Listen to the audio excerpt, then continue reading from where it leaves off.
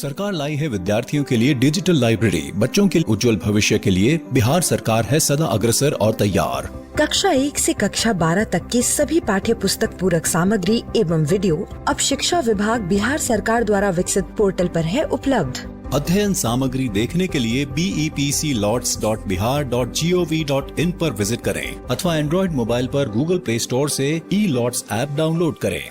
शिक्षकों, अभिभावकों एवं बच्चों से अनुरोध है कि इस ई-लाइब्रेरी का। हेलो बच्चों, कैसे हैं आप? जैसा कि आपको पता है, अभी हमारे स्कूल बंद हैं और हम लोग अपनी पढ़ाई मेरा दूरदर्शन मेरा विद्यालय के माध्यम से कर रहे हैं।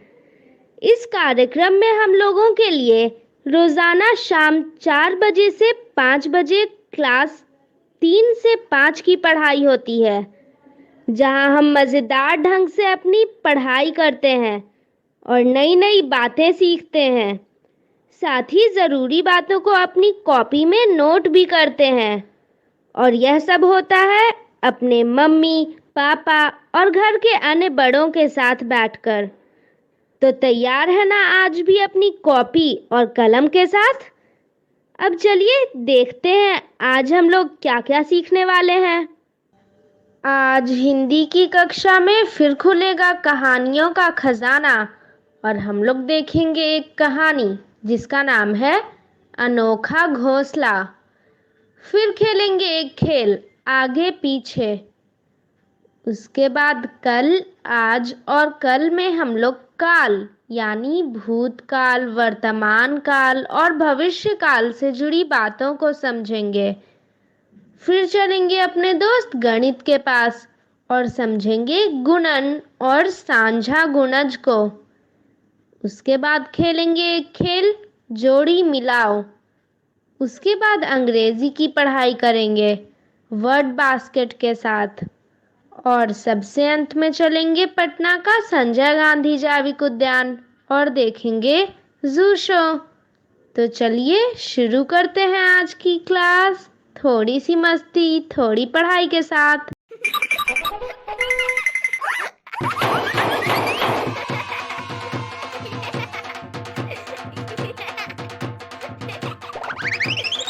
हेलो दोस्तों, स्वागत है आपका हमारे इस टीवी शो में जिसका नाम है थोड़ी सी मस्ती थोड़ी सी पढ़ाई। खेल खेल में कुछ सीखने का फिर से वक्त हो चला है, तो आप तैयार हैं? अच्छा, तो कॉपी पेंसिल दिखाइए। अरे वाह, आप तो तैयार हैं।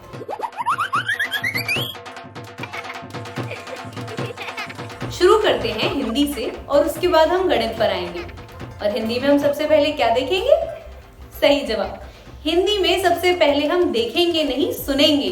सुनेंगे एक प्यारी सी कहानी। कहानी के बाद हिंदी के कुछ आसान खेल खेलेंगे जिससे हमारी हिंदी की जानकारी बढ़ेगी। तो आइए शुरू करते हैं हिंदी की एक प्यारी सी कहानी। बिट्टू और बिट्टू की काकी आज बहुत गर्मी है, तो चलिए छत पर चलते हैं, वहीं बैठकर बातें करेंगे। हाँ चलिए।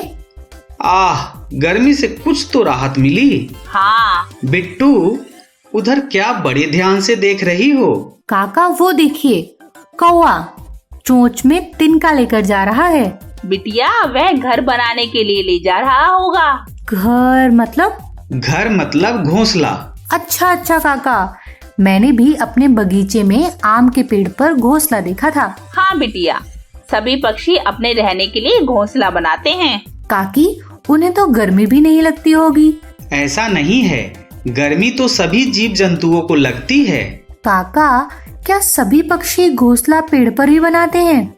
नहीं बिटिया, पेड़ के अलावा जहाँ उन्हें सुरक्षित जगह दिखती है वहाँ भी बना लेते हैं। क्या कोई उनका घोंसला गिराता नहीं है? हाँ बिटिया, कभी कभी जानकर तो कभी अनजाने में कोई न कोई उनका घोंसला गिरा देता है। ये तो गलत बात है, किसी के घर को हटाना अच्छी बात नहीं है। बिल्कुल। और इससे उन्हें बहुत दुख भी होता है। कोई मेहनत से एक एक तिनका इकट्ठा करके घोंसला बनाए और कोई उसे नुकसान पहुंचाए तो दुख तो होगा ही। इस तरह से परेशान होने पर फिर वे क्या करते होंगे? फिर अलग अलग जगह घोंसला बनाते हैं, बिल्कुल उस चिड़िया की तरह। उस चिड़िया की तरह? मतलब आप किसी चिड़िया को जानते हैं? मुझे भी ऐसा ही लग रहा है। काका बताइए ना, मैं किसी चिड़िया को नहीं जानता हूँ। मैं तो कहानी वाली चिड़िया की बात कर रहा हूँ। अरे वाह, फिर तो जल्दी से कहानी सुनाइए। ठीक है, सुनते हैं कहानी।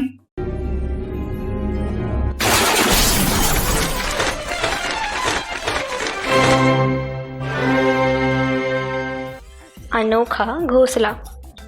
लेखन कविता सिंह।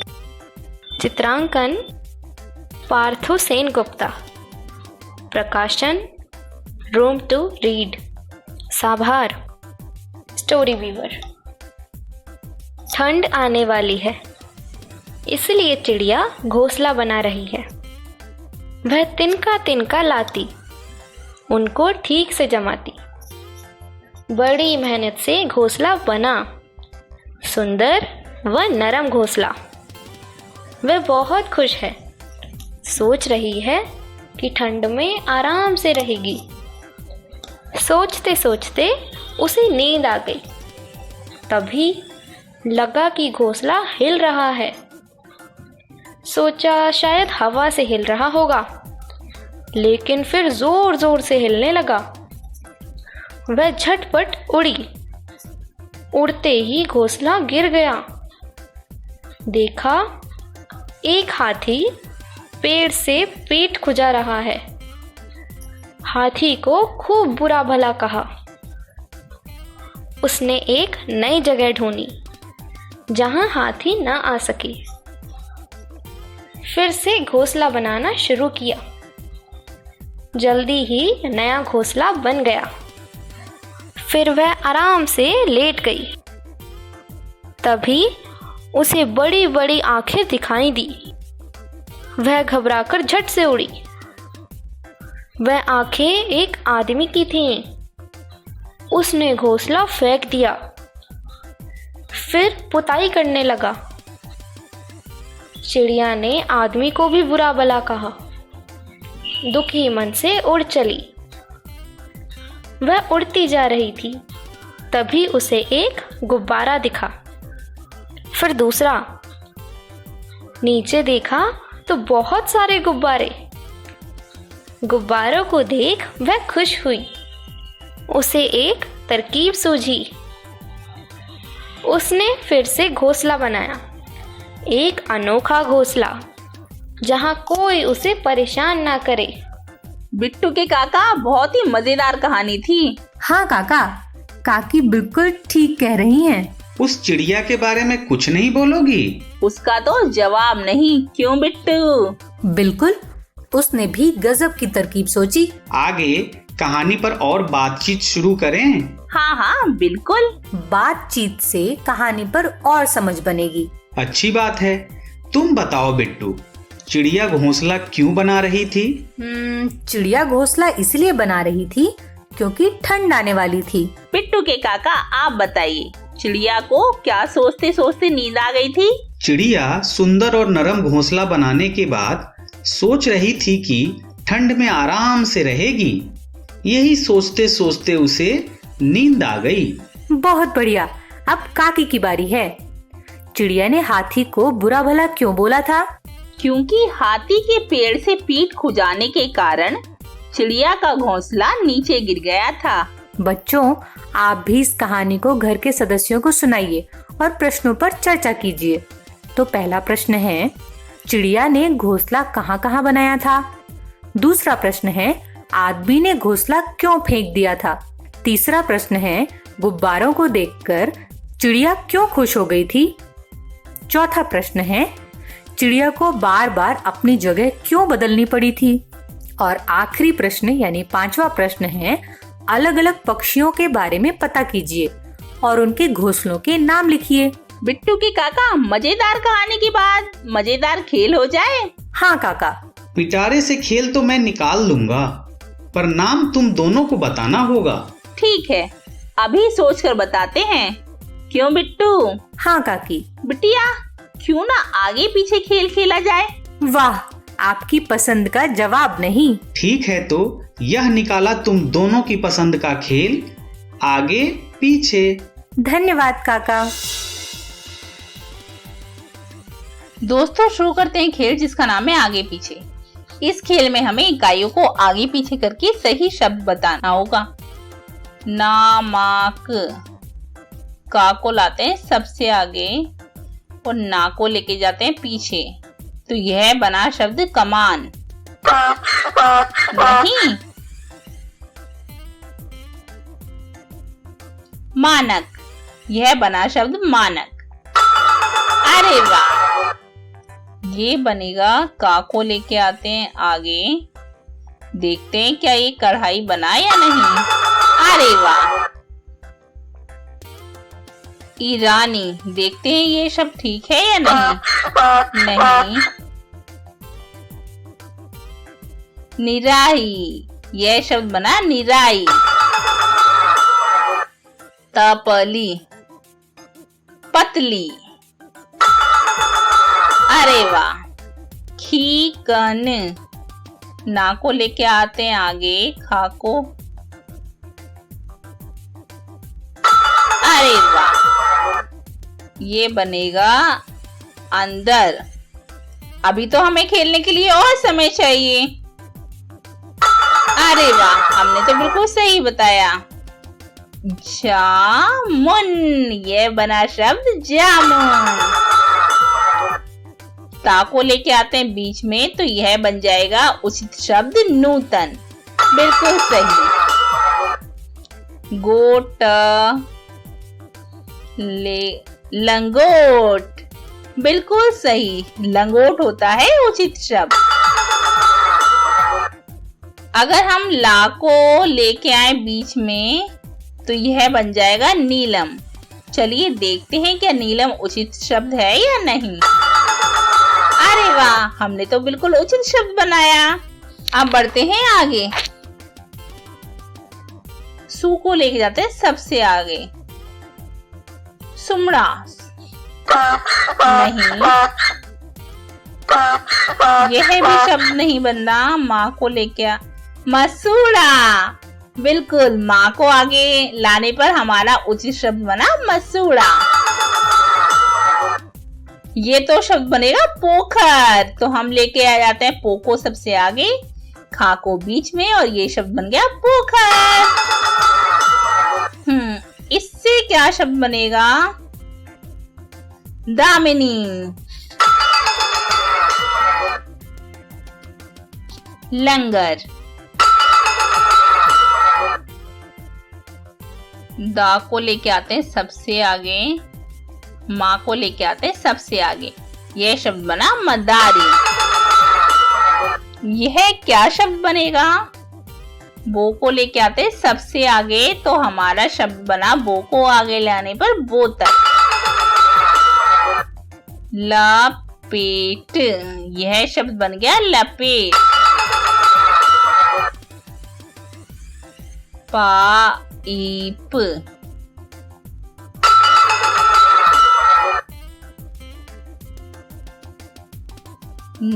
का को लेके जाते हैं बीच में और बा को लेके जाते हैं पीछे, तो यह उस शब्द बना नकाब। सपना। टहनी शब्द बनेगा इससे। नी को लेके जाते हैं सबसे पीछे, तो यह शब्द बना टहनी। दू को लेके आते हैं सबसे आगे, धी को लेके जाते हैं बीच में, तो यह उचित शब्द बन गया दूधिया। मनीषा।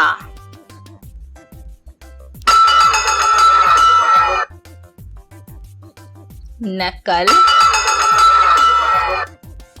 हा को लेके जाते हैं बीच में, यह बन गया शब्द उचित।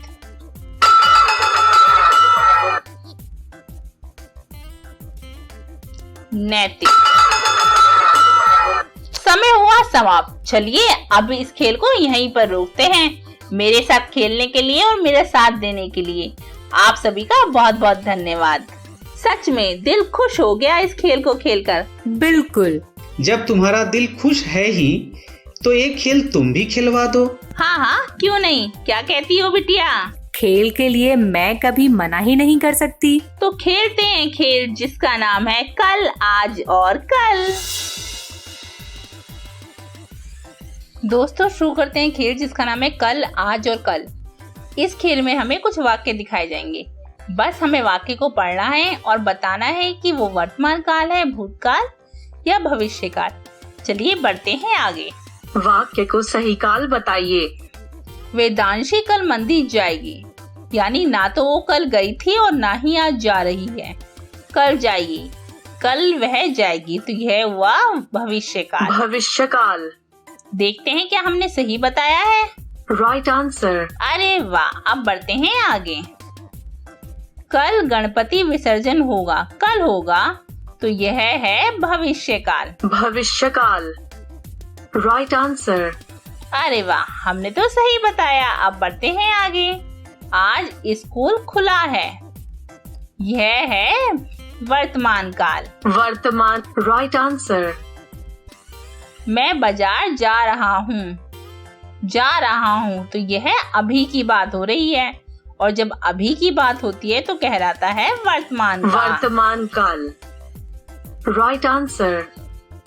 अब बढ़ते हैं आगे। मोनिका हंसी थी, यानी हंसी थी तो यानी बीत चुका है, तो वह कहलाएगा भूतकाल। भूतकाल। Right answer. अरे वाह, हमने तो सही बताया। अब बढ़ते हैं आगे। खेल हुआ समाप्त। चलिए फिर से इस खेल को खेलते हैं। वाक्य को सही काल बताइए। कौवा बहुत चालाक था ना, तो ये हुई भूतकाल। भूतकाल। Right answer. अभिजीत खेल रहा है, वर्तमान काल। Right answer. अब बढ़ते हैं आगे। मोनिका हंस रही है, हंस रही है, तो यह है अभी की बात, यानी वर्तमान काल की। वर्तमान काल। Right answer.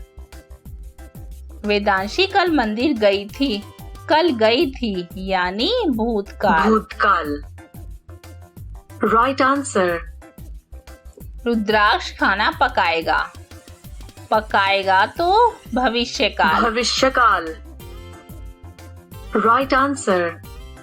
शिवानी साइकिल चला रही है, शिवानी साइकिल चला रही है, यानी वर्तमान काल। वर्तमान काल। Right answer. संजना ने पढ़ाई छोड़ दी है, यानी भूतकाल। भूतकाल। Right answer. रुद्राक्ष खाना पकाएगा, पकाएगा तो भविष्य काल। भविष्य काल। Right answer. अब बढ़ते हैं आगे। बच्चों अब आप बताना, 4 साल पहले चुनाव हुए थे, यह कौन सा काल है? क्या कहा? भूतकाल। चलिए देखते हैं कि आपने सही बताया है या नहीं। Right answer. अरे वाह, आपने तो बिल्कुल सही बताया। दिनेश बहुत घबराया हुआ था, कौन सा काल? क्या कहा? भूतकाल। भूतकाल। Right answer. बिल्कुल सही बताया आपने। खेल हुआ समाप्त। तो क्या कहना है आपका? फिर से खेला जाए? क्या कहा? बिल्कुल। तो बढ़ते हैं आगे। वाक्य को सही काल बताइए। मोनिका हंसी थी, तो जल्दी से बताइए, मोनिका हंसी थी, यह वाक्य कौन से काल में जाएगा? क्या कहा? भूतकाल में। लीजिए, आपने कहा और हम लेके गए इसे भूतकाल में। भूतकाल। Right answer. आपने बिल्कुल सही बताया। अब बढ़ते हैं आगे। देवेश ने आज खिलौने खरीदे हैं, आज खरीदे हैं, तो वर्तमान काल। वर्तमान काल। Right answer. अरे वाह, आज प्रगति का उपवास है, आज है ना, तो वर्तमान काल। Right answer. 2 दिन तक नल में पानी नहीं आएगा, 2 दिन तक नल में पानी नहीं आएगा, भूतकाल नहीं, भविष्य काल। भविष्य काल। Right answer. अब बढ़ते हैं आगे। सई दूध पी रही है, यानी वर्तमान काल। Right answer. मैं बाजार गया था, भूतकाल। भूतकाल। Right answer. दीपेश जंगल में घूम रहा है। घूम रहा है यानी अभी की बात हो रही है, और जब अभी की बात होती तो वो कहलाता है वर्तमान काल। वर्तमान काल। Right answer. आज स्कूल खुला है। वर्तमान काल। वर्तमान काल। Right answer. बढ़ते हैं आगे। कल गणपति विसर्जन होगा। कल होगा यानी आने वाले कल में, और जब आने वाला कल होता है तो वह कहलाता है भविष्य काल। भविष्य काल। Right answer. बढ़ते हैं आगे। खेल हुआ समाप्त, तो चलिए अभी इस खेल को यहीं रोकते हैं। खेल को खेलने में और नया सीखने में खूब मजा आया।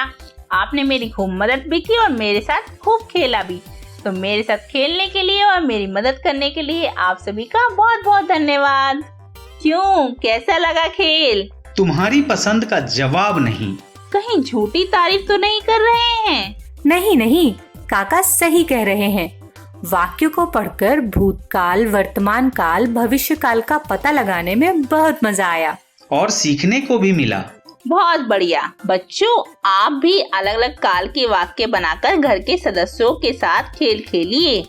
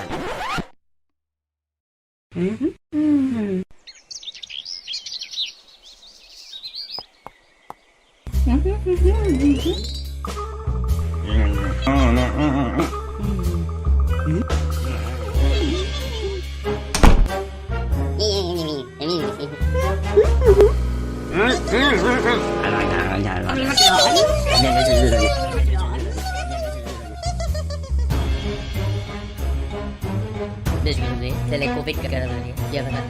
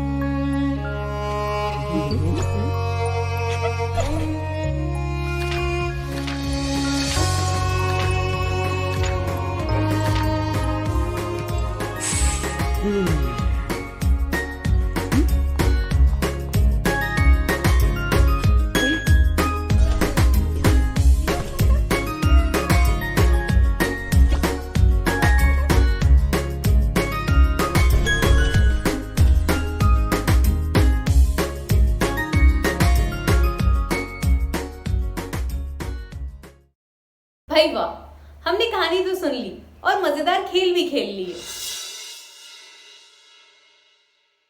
अब चलते हैं गणित की ओर। गणित के कुछ आसान खेलों से हम गणित के कुछ नए पहलू जानेंगे और उनकी मदद से अपना गणित का ज्ञान बढ़ाएंगे। तो बच्चों, आइए समझते हैं गुणन। तो आइए इसे हम उदाहरण के माध्यम से अच्छे से समझते हैं।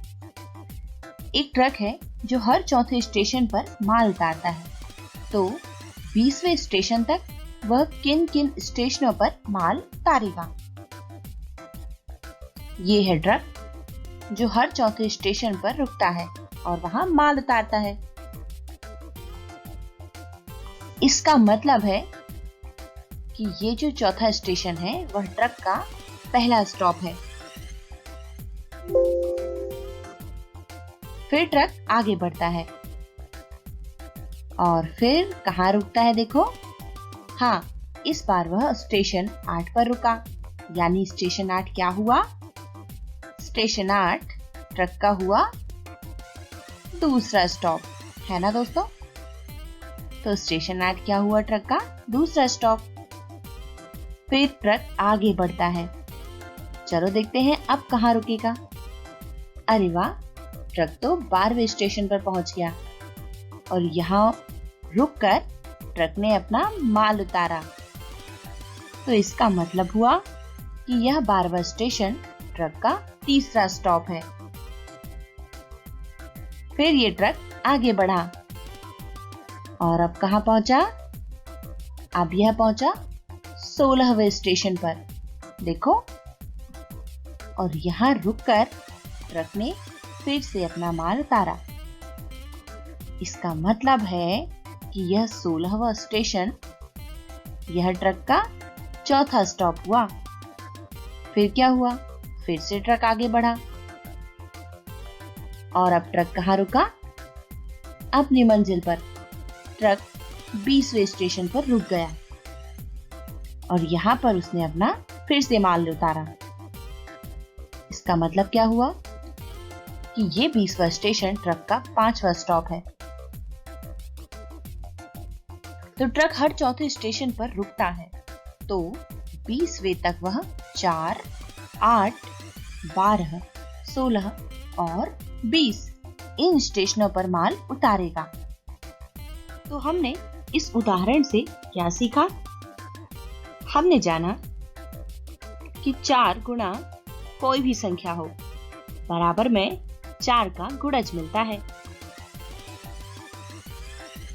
तो देखिए, 4 गुना 1 करते हैं, बराबर में मिला हमें 4।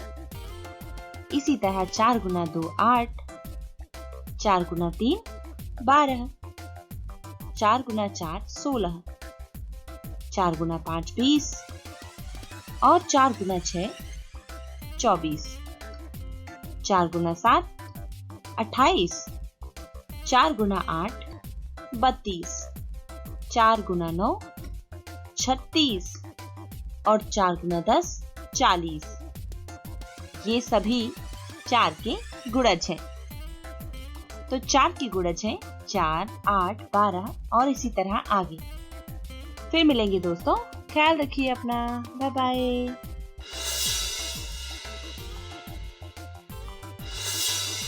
हेलो दोस्तों, कैसे हैं आप सब? अभी तक आप गुणज के बारे में अच्छे से समझ गए हैं।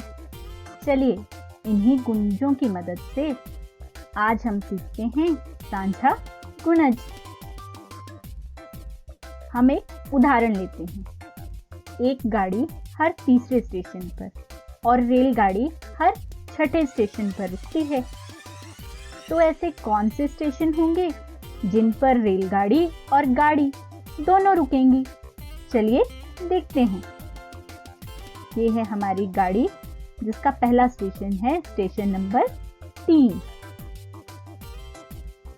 और ये हमारी रेलगाड़ी आ गई जिसका पहला स्टेशन है स्टेशन नंबर 6। के बाद हमारी गाड़ी का 3 के बाद अगला स्टेशन है स्टेशन नंबर 6। तो गाड़ी का पहला स्टेशन था 3, दूसरा स्टेशन है 6। वहीं रेलगाड़ी का पहला स्टेशन है 6। गाड़ी 6 के बाद आगे बढ़कर रुकी है स्टेशन नंबर 9 पर। वहीं हमारी रेलगाड़ी रुकेगी स्टेशन 12 पर और गाड़ी स्टेशन 9 से निकलकर स्टेशन 12 पर आकर रुकी है। 12 के बाद गाड़ी रुकेगी स्टेशन 15 पर। वहीं रेलगाड़ी के अभी तक 2 ही स्टॉप आए हैं। स्टॉप यानी कि वो 2 ही जगह रुकी है, एक स्टेशन नंबर 6 पर और दूसरा स्टेशन नंबर 12 पर। वहीं गाड़ी अब तक रुक चुकी है station number 3, station number 6, station number 9, station number 12 और स्टेशन नंबर 15 पर। 12 के बाद हमारी रेलगाड़ी आगे बढ़ी और रुकी स्टेशन 18 पर और गाड़ी भी 15 स्टेशन से आगे बढ़कर रुक गई है स्टेशन 18 पर। अभी तक आपने जो देखा वो ध्यान में है ना? चलिए इसे लिख कर समझते हैं कि गाड़ी अभी तक रुकी है स्टेशन 3, 6, 9, 12, 15 और 18 पर। वहीं रेलगाड़ी रुकी है 6, 12 और 18 पर, जो आपने अभी तक देखा। 18 के बाद वो रुकेगी 24 और फिर 30 नंबर स्टेशन पर। आपको गुणज याद है ना कि आपने किस तरह सीखे थे? आपने गुणज सीखते समय सीखा था कि गुणज होते हैं किसी संख्या का पहाड़ा, यानी कि किसी संख्या के पहाड़े में जो संख्याएं आती हैं वे उसका गुणज होती हैं। जैसे 3 के पहाड़े में आता है 3, 6, 9, 12, 15, 18, 21 आदि, तो ये सभी 3 के गुणज हैं। वहीं 6 के पहाड़े में आते हैं 6, 12, 18, 24, 30, 36 आदि, तो ये सब हुए 6 के गुणज। तो गाड़ी जिन जिन स्टेशनों पर रुकी थी वो थे 3 के गुणज और रेलगाड़ी जिन स्टेशनों पर रुकी वो हुए 6 के गुणज। ये आप अच्छे से समझ गए ना? चलिए अब हम अपने प्रश्न का उत्तर देखते हैं कि गाड़ी और रेलगाड़ी कौन कौन से स्टेशनों पर रुकेगी। तो गाड़ी और रेलगाड़ी रुक रही है स्टेशन नंबर 6, स्टेशन नंबर 12 और स्टेशन नंबर 18 पर। इसी तरह हो रहा था ना जो आपने देखा। इसका मतलब हुआ कि गाड़ी और रेलगाड़ी जिन स्टेशनों पर रुकी है, यानी कि 6, 12 और 18, वे 3 के भी गुणज हैं और 6 के भी गुणज हैं। तो हम कह सकते हैं कि नंबर 6, 12 और 18 3 और 6 के सांझे गुणज हैं। इसे हम इस तरह भी समझ सकते हैं कि 6, 12 और 18 को हम 3 से भी भाग कर सकते हैं और 6 से भी भाग दे सकते हैं। इसके अलावा एक चीज और ध्यान देने वाली है कि 6 के जितने भी गुणज हैं 6, 12 और 18 वे सभी 3 के भी गुणज हैं, लेकिन 3 के सारे गुणज 6 के गुणज नहीं हैं। अगले उदाहरण में हम लेते हैं 2 और 5 के गुणज। तो 2 के गुणज होते हैं, 2 का पहाड़ा पढ़िए 2, 4, 6, 8, 10, 12, 14, 16, 18, 20। आप आगे तक लिखते ही जाइए, ये तो कभी खत्म ही नहीं होंगे, लेकिन यहाँ पर हम 20 तक लेते हैं। वहीं 5 के गुणज हैं 5, 10, 15, 20, 25, 30, 35, 40। आप लिखते रहेंगे लेकिन ये खत्म नहीं होंगे, तो हम यहाँ पर 30 तक लिखते हैं। अब हम ढूंढते हैं कि 2 और 5 के साझा गुणज, यानी कि जो गुणज 2 के भी हैं और 5 के भी हैं, वो कौन से हैं? तो ध्यान से देखिए, यहाँ पर 10 2 का भी गुणज है और 5 का भी। उसके आगे 20 10 का भी गुणज है और 5 का भी गुणज है। तो यहाँ पर हमारे पास 2 और 5 के 2 सांझे गुणज हैं, जो हैं 10 और 20, यानी कि 10 और 20 को हम 5 से भी भाग दे सकते हैं और 2 से भी भाग कर सकते हैं। सांझे गुणज का अगला अध्याय लेकर हम फिर आपके सामने होंगे। तब तक आप घर पर इसका अभ्यास करते रहिए। घर पर रहिए और सुरक्षित रहिए, साथ ही साथ नई नई बातें सीखते रहिए। धन्यवाद।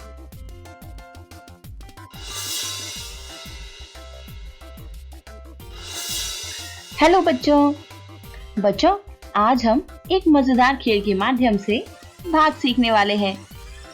और वह खेल क्या होगा? खेल होगा जोड़ी मिलाओ। तो ध्यान से सुनिए, आखिर खेल है क्या? हमको ऐसी जोड़ी मिलानी है जिनमें आकृति के पीछे एकदम समान संख्या हो। जैसे ही आप किसी भी एक चित्र पर बटन दबाएंगे, चित्र के पीछे का छुपा समीकरण बाहर आ जाएगा और आपको ढूंढना है कि वैसा ही समीकरण कौन से चित्र के पीछे है। अगर आपका जवाब सही हुआ तो चित्र अलग होकर वह समीकरण सामने आ जाएगा, लेकिन अगर सवाल गलत हुआ तो वापस वही चित्र बन जाएगा। तो आप समझ गए खेल क्या है? चलिए शुरुआत करते हैं खेल की। तो शुरू करते हैं हमारा खेल। सबसे पहले अमरूद को दबा कर देखते हैं अमरूद के पीछे आखिर क्या है। तो जैसे ही हमने अमरूद की बटन दबाई, इसके पीछे से निकला एक समीकरण 10/2। बताओ कि 10/2 कितना होता है? ये तो 5 होता है। अच्छा, मतलब हमें ऐसी जोड़ी ढूंढनी है जिसमें 5 हो। चलो इस पतंग के पीछे देखते हैं। पतंग के पीछे से निकला ये समीकरण 25/5। 5 का पहाड़ा ऐसा पढ़ो 25 आ जाए।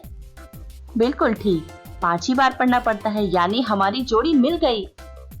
इसका मतलब दोनों से हमें मिला 5। चलो अब अगला देखते हैं क्या है। इस गुब्बारे को देखा हमने, गुब्बारे के पीछे क्या समीकरण निकला? 36/6। और साथ में इस कार के पीछे देख लेते हैं 63/9। और 36/6 और 63/9 आखिर कितना होता है? देखो, ये होता है 6 और 63/9 होता है 7। मतलब दोनों अलग अलग हैं, यानी हमारी जोड़ी नहीं मिली। तो देखो वापस चित्र बन गया। अब हमें सही जोड़ी मिलानी है। इस गुलाब के पीछे क्या निकलेगा? 12/6। और इस घड़े के पीछे 18/9। और इन दोनों का जवाब क्या है? 2, यानी जोड़ी मिल गई। अब देखते हैं इस पेड़ के पीछे क्या है। ये निकला 42/7। और 7 छक्के होते हैं 42, यानी 6। और 6 हमें कहाँ मिला था अभी? बिल्कुल ठीक, इस गुब्बारे के पीछे मिला था 6। 36/6, यानी दोनों का जवाब एक समान, 6 दोनों में है। इस तरह ये जोड़ी तो मिल गई। चलो अब इस गाड़ी के पीछे देखो क्या था। गाड़ी के पीछे था 63/9, यानी 7। और आइसक्रीम के पीछे देखते हैं क्या है। 16/4। 4 चौके 16, मतलब 4, यानी ये जोड़ी तो नहीं मिलने वाली। क्या लगता है? नहीं मिलेगी, क्योंकि एक के जवाब में 4 है और दूसरे पर है 7। तो हमें या तो 4 मिल जाएगा या तो 7, तब जाके जोड़ी पूरी होगी, है ना दोस्तों? तो ये वापस चित्र बन गए। अब घोड़े के पीछे देखते हैं क्या है। यहाँ पर है 80/8 और 8 दहाई 80, मतलब ये तो 10 होगा। अब किसके पीछे 10 होना चाहिए? आइसक्रीम के पीछे देखते हैं। यहाँ पर क्या था? 16/4। इसका मतलब दोनों का जवाब अलग अलग है। हम फिर से हार गए। कोई बात नहीं, हम फिर से कोशिश करेंगे। ये तो वापस चित्र बन गए। टमाटर के पीछे देखो क्या है। 20/2 और 20/2 तो 10 होता है। और हमें 10 कहाँ मिला था? बिल्कुल ठीक, हमें इस घोड़े के पीछे 10 मिला था। याद है आपको? इसका मतलब इन दोनों का ही जवाब एक समान है, मतलब हमारी जोड़ी मिल गई। अब देखते हैं स्कर्ट के पीछे क्या है। 49/7। 7 तथा 49, यानी यहाँ तो 7 है। क्या हमें 7 कहीं और मिला था? यहाँ मिला था, इस गाड़ी के पीछे, है ना दोस्तों? 63/9 7 ही होता है। याद आया आपको? इन दोनों का जवाब क्या है? 7 है। इसका मतलब जोड़ी मिल गई। और अब तो आप समझ ही गए कि आइसक्रीम और लड्डू के पीछे बिल्कुल समान समीकरण होना चाहिए। देखते हैं। आइसक्रीम के पीछे था 16/4 और इस लड्डू के पीछे क्या है? 20/5, 5 चौके 20 और 4 चौके 16। तो हमारी सारी जोड़ी मिल गई दोस्तों। गेम कैसा लगा जरूर बताइएगा। हम फिर मिलेंगे मजेदार गेम के साथ। तब तक अपना ख्याल रखें। Bye bye.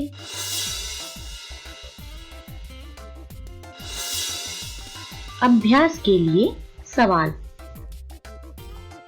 जल्दी से कॉपी पेन लेकर आ जाइए और साथ साथ सवाल हल कीजिए।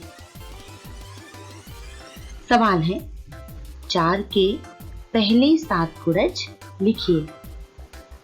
4 के 7 गुरज लिखना है जो शुरुआती है। सवाल आप समझ गए?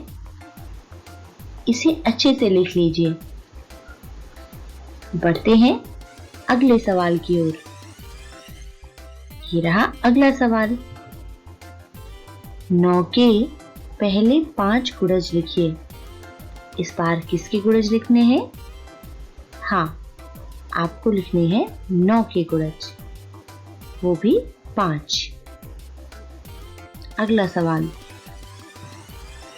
6, 12, 18, 24 और इसी तरह आगे। इस श्रृंखला के अगले 2 गुरज बताओ कि क्या होंगे। इसे अच्छे से समझो कि पैटर्न है क्या। 6 है, फिर 12, फिर 18 और फिर 24 है। उसके बाद आपको बताना है कि 2 गुरज और क्या आएंगे। 2, 4, 6, 8, 10 कितना? 2, 4, 6, 8 और ये 10। अब कुछ खाली स्थान है तो खाली स्थानों में अगले 2 गुरज लिखना है। कौन लिखेगा सबसे पहले? बताओ, कोशिश करो लिखने की। और अब बस आखिरी सवाल। सवाल क्या है? जांच कीजिए कि 45 9 का गुणज है या नहीं। कैसे हल करेंगे? सोचिए। 9 का पहाड़ा पढ़ना होगा आपको। पढ़िए और देखिए कि 45 आता है या नहीं, फिर बताइएगा। तब तक अपना ख्याल भी रखिए दोस्तों। हम फिर मिलते हैं। Bye bye.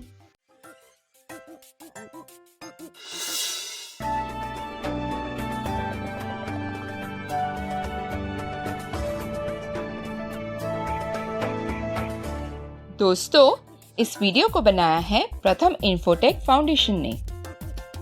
इस वीडियो में हम कुछ शब्द भी देखेंगे जिनमें लेटर आई का उच्चारण ई होता है। Word basket. Hi children, today we are going to learn words with letter I in it. Children, can anyone tell me what is the sound of letter I? Ma'am, it's E. Rightly said. Now let's see some pictures and guess what it is. Pin, tin, 6, nib, lip. Now match the correct picture with the correct word. Pin, 6, lip, tin, nib. Well done. Now let's try to read some more words with the sound I in it. Pin, pin. Tin, tin. Lip, lip. Nib, nib. Zip, zip. Fit, fit. Kid, kid. Sit, sit. Pig, pig. 6, 6. Big, big. Good. Now match the similar words. You can see a basket and pears around the basket. You have to read the words written on the pears and match it with the same word written on the basket. So let's start. Pin, pin. Tin, tin. Fin, fin. Tip, tip. Nib, nib. Zip, zip. Fit, fit. Kid, kid. Sit, sit. Pig, pig. 6, 6. Big, big. Very good. It's time to read some simple sentences which contain words with the sound of I. That is E. A nib. A nib of a pen. A nib. A nib of a pen. A zip. A zip of a bag. A zip. A zip of a bag. A mat. A big mat. A mat. A big mat. A pig. A pig in a dig. A pig. A pig in a dig. Well done. Now let's do one more activity. I will show you some words. You have to tell me its rhyming pair. Pin, pin. Kit, hit. Big, big. Six, mix. Zip, zip. Very good. With this, we come to the end of this session. तो बच्चों, जैसा कि मैंने पहले ही बताया था कि आज हम लोग शुरू करेंगे जू शो। तो चलिए शुरू करते हैं।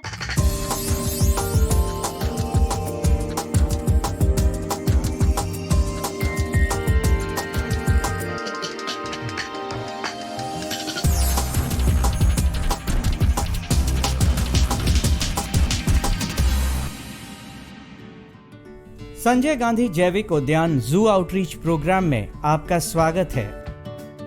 आज हम जिस जानवर के बारे में बात करेंगे वो दुनिया के सबसे लोकप्रिय पालतू जानवरों में से एक है, लेकिन इनमें कुछ बेहद खतरनाक और डरावने भी होते हैं।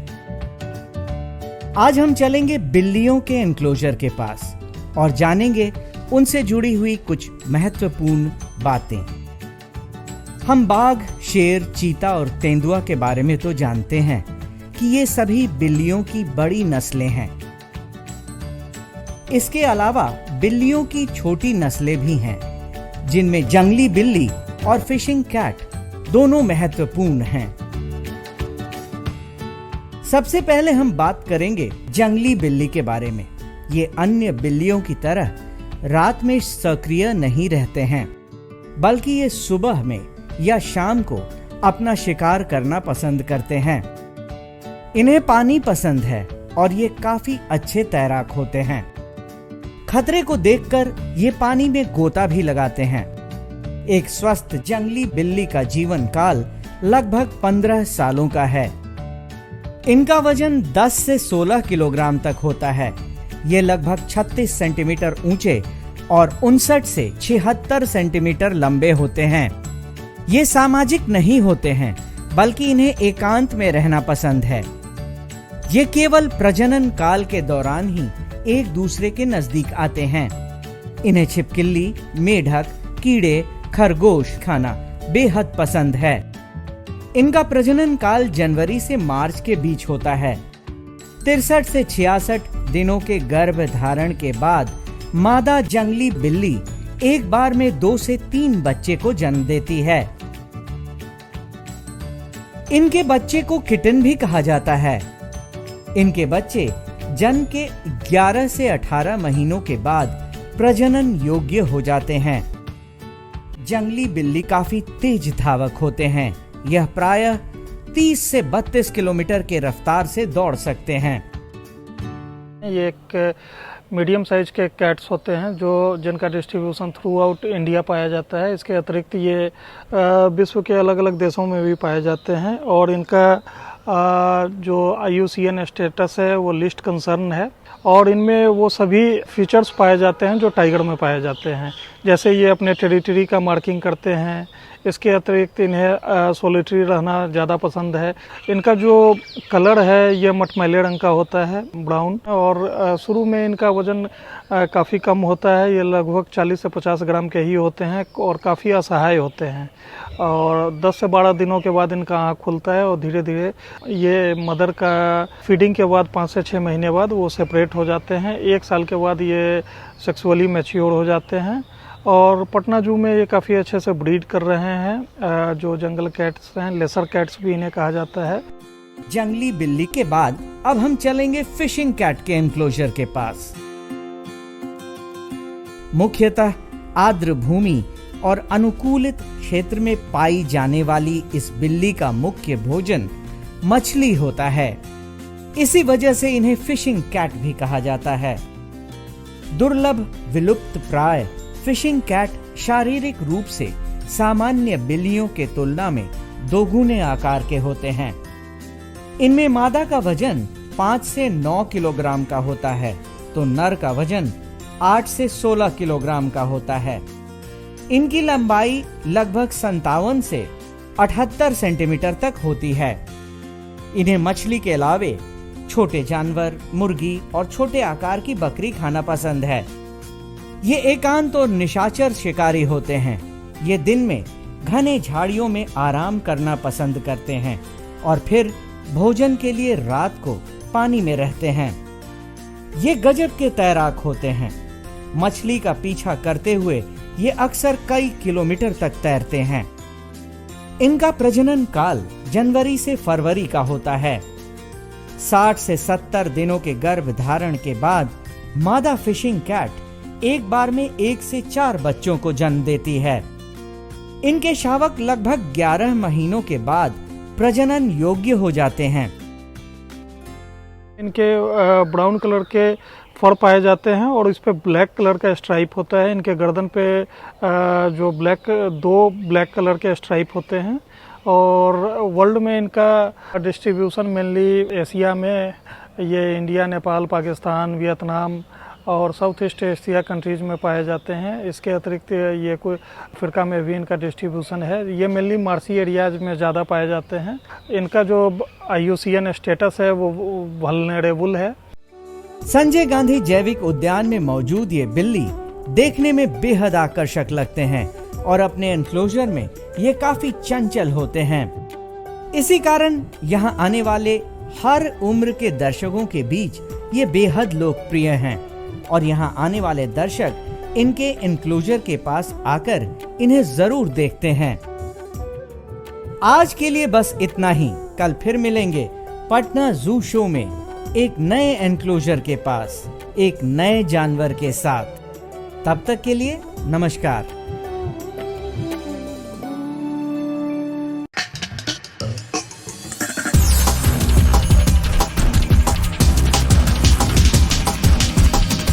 तो आशा करती हूँ बच्चों आज के एपिसोड में आपने जरूर कुछ नया सीखा होगा। तो घर पर रहें, पढ़ते रहें, बढ़ते रहें। मिलते हैं अगले एपिसोड में। बाय बाय बच्चों।